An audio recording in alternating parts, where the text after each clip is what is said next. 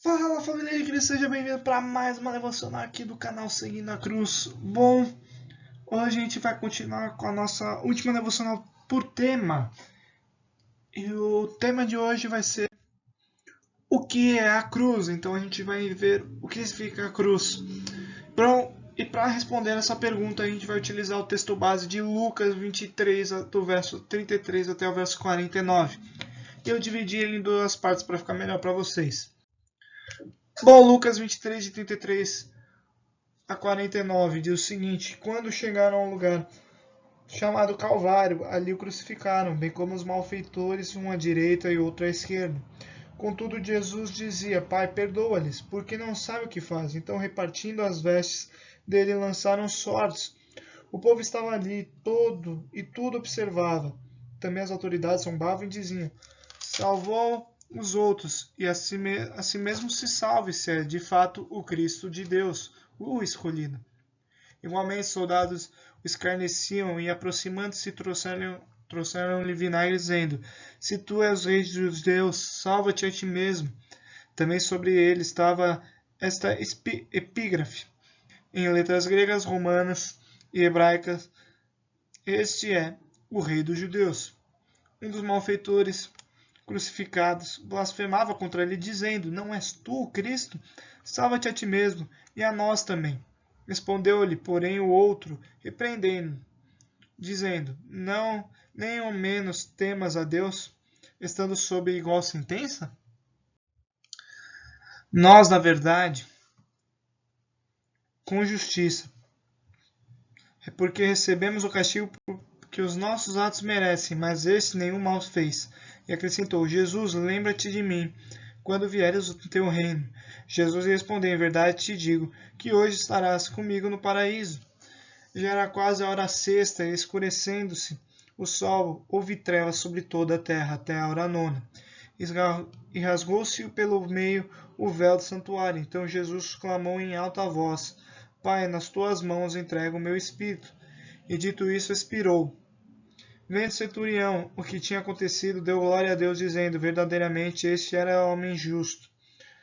E todas as multidões reunidas para este espetáculo, vendo o que havia acontecido, retiraram-se e lamentaram, batendo nos peitos.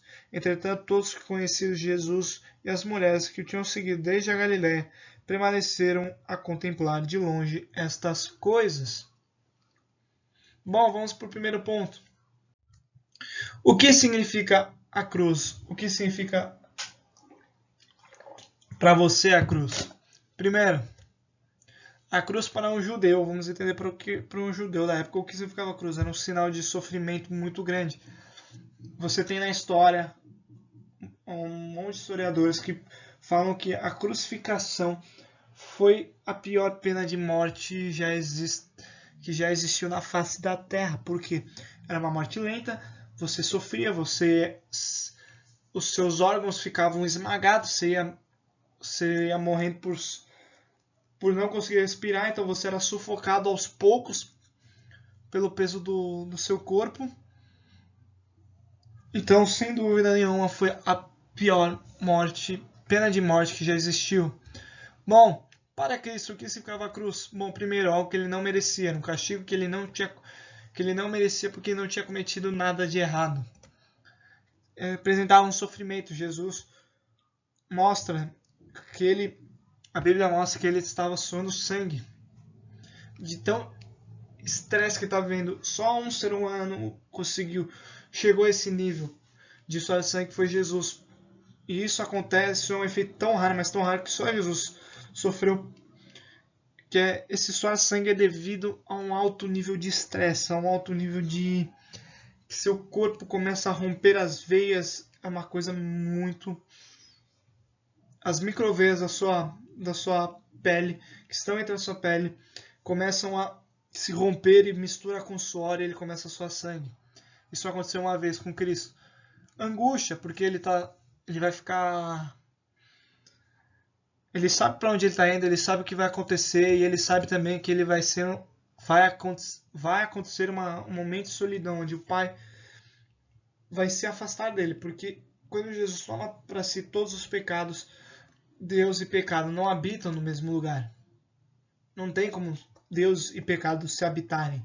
Por isso que uma pessoa que fala, ai, tudo bem pecar, não é tudo bem pecar, porque Deus não habita no mesmo lugar onde há pecado. O momento foi planejado desde o começo do mundo. Aí depende da forma que você pensa. Se você é um aliancista, você vai falar que isso é antes da fundação do mundo, já estava escrito que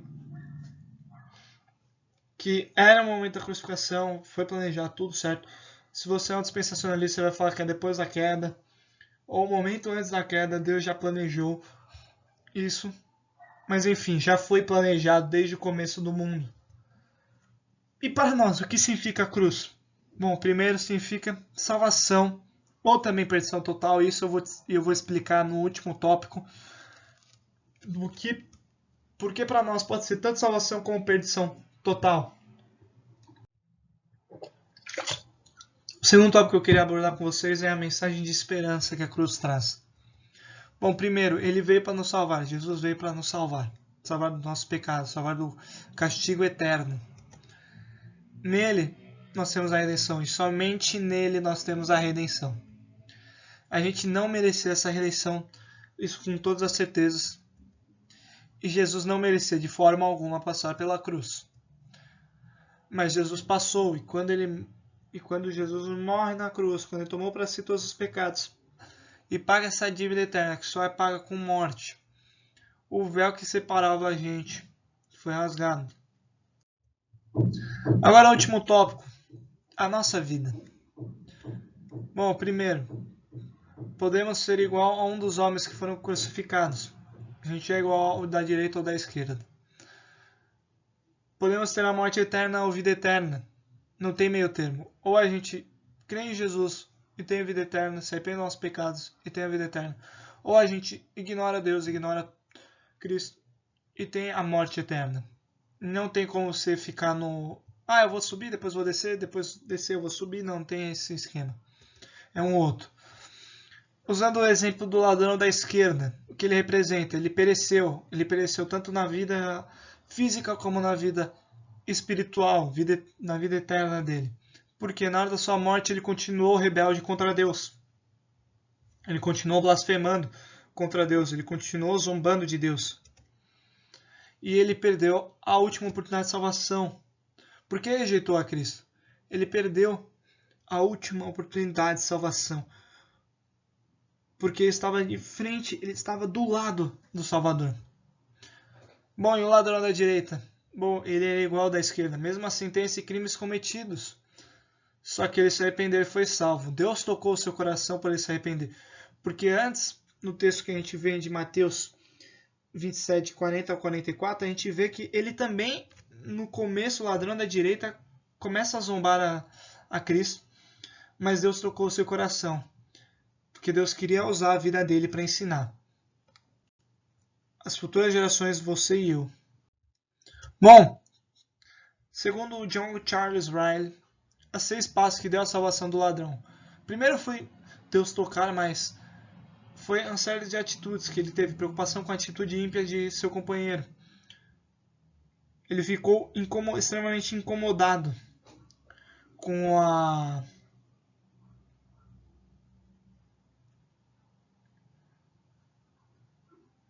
que deu o seu companheiro aqui, não que deu a salvação, eu escrevi errado, que deu em a sua salvação, em salvação, que mostra como o coração dele já estava arrependido e como Deus tocou. Eu escrevi errado, tá? S.A. Segundo, pleno conhecimento do próprio pecado. Terceiro, confissão sobre a inocência de Cristo. Quarto, demonstração de fé no poder e na vontade de Cristo para salvá-lo. Quinto, a oração. E sexto, ele foi humilde, pois ele pediu somente para Jesus se lembrar dele no seu reino futuro. Ele pediu uma bênção para o futuro. Ele pediu que Deus, Jesus, não se esqueça. Lembra-te de mim quando vieres no teu reino. E Jesus ele dá uma bênção imediata. Em verdade te digo que hoje estará comigo. Que hoje mesmo estará comigo no paraíso. E esse ladrão foi salvo. Ele não precisou ser batizado, ele não precisou dar dízimo, ele não precisou ir para a igreja, ele só precisou somente crer em Cristo. Então, só se arrepender e crer em Cristo. Então, para ser salvo, você só precisa disso. Óbvio que depois da sua vida que você é salvo, porque ele estava no momento da sua morte, ele estava no leito de morte. Mas no seu momento, mas nós que não estamos passando por esse momento de frente com a morte, a gente tem que se preocupar com o pós. Depois que eu fui salvo, depois que eu criei, depois que eu me arrependi dos meus pecados, eu tenho que me preocupar com a minha vida de santidade. Eu preciso me preocupar como eu vou viver. E aqui eu falei que eu ia explicar o tópico na nossa primeiro ponto, que é, para nós a gente pode ter dois caminhos, ou vida eterna ou perdição total. A perdição total, acho que vocês entenderam que era seguir o script do ladrão da esquerda. A vida eterna está no caminho do ladrão da direita. Ambos pecaram, ambos cometeram erros, ambos são seres humanos terríveis, nós, não diferente de nós. Eles se encontraram com Cristo, ficaram de frente com Cristo. Deus não tocou o coração e continuou zombando na sua própria. Ele foi sim bolando na sua própria perdição. Seu próprio coração foi traindo ele. O homem da direita, Deus tocou o seu coração e creu e se arrependeu. A gente pode ter esses dois posicionamentos, ou do homem da esquerda ou do homem da direita. E eu espero que você tenha o posicionamento do homem da direita. Bom, não esqueça de colocar nos comentários o que mais você viu no texto. Não se esqueça de compartilhar com seus amigos no WhatsApp, Instagram e Facebook. Siga a gente no nosso Instagram, se inscreve no nosso canal. Não esqueça de dar o joinha, por favor, dá o joinha e se inscreve, porque 40% do nosso canal, pessoas que assistem o nosso canal não são inscritas, então por favor, se inscrevam no nosso canal. Não esqueça também de compartilhar, é muito importante, tá bom? Então, até a próxima devocional.